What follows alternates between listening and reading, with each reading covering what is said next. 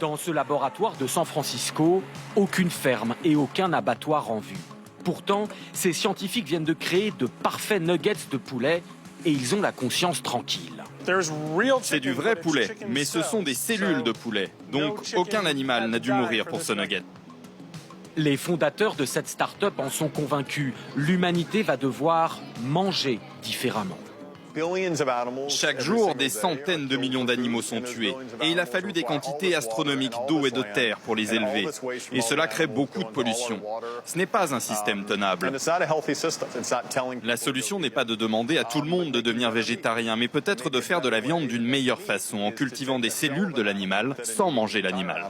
Pour comprendre cet incroyable tour de passe-passe scientifique, il faut se rendre en Israël.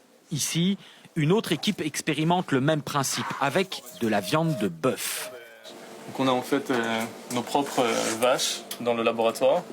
Ça c'est Gertrude et Alberta. Et à l'intérieur de ces vaches, les tissus et les cellules se développent de la même manière que dans un animal dans la nature. Le principe est d'extraire une cellule de muscle d'une vache vivante. Ces cellules sont d'abord microscopiques, diluées dans ce liquide.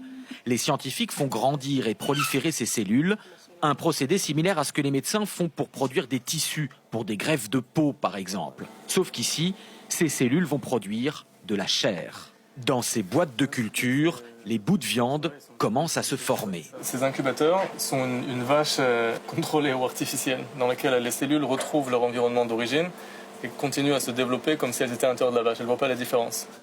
Ce steak de culture est encore en phase de test, mais ce chef israélien qui s'entraîne dans le laboratoire est convaincu.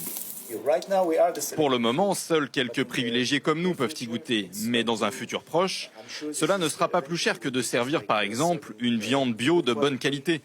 Et pour protéger la nature, c'est la bonne solution.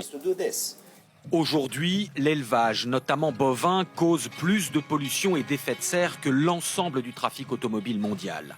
Et avec une population de 10 milliards d'humains à nourrir d'ici 2050, il faudra évoluer. La viande de laboratoire est une vraie solution, mais est-elle sans risque pour la consommation? Oui, selon ce professeur d'université. Dans un yaourt aux fraises, par exemple, vous avez des saveurs artificielles qui sont ajoutées. Ici, dans le cas de cette viande, ce n'est pas artificiel. Vous n'essayez pas d'imiter, mais de créer une réplique exacte de la structure cellulaire de la viande d'origine.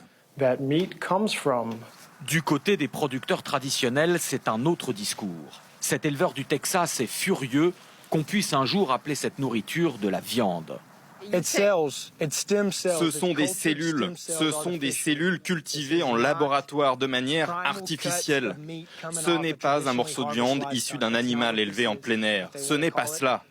Après, s'ils veulent appeler ça cellules de viande bovine de laboratoire, libre à eux. Pour autant, les grands groupes agroalimentaires, y compris de boucherie, commencent déjà à nouer des partenariats avec les entreprises de viande de culture, conscients qu'il ne faudra pas rater ce virage révolutionnaire dans nos assiettes.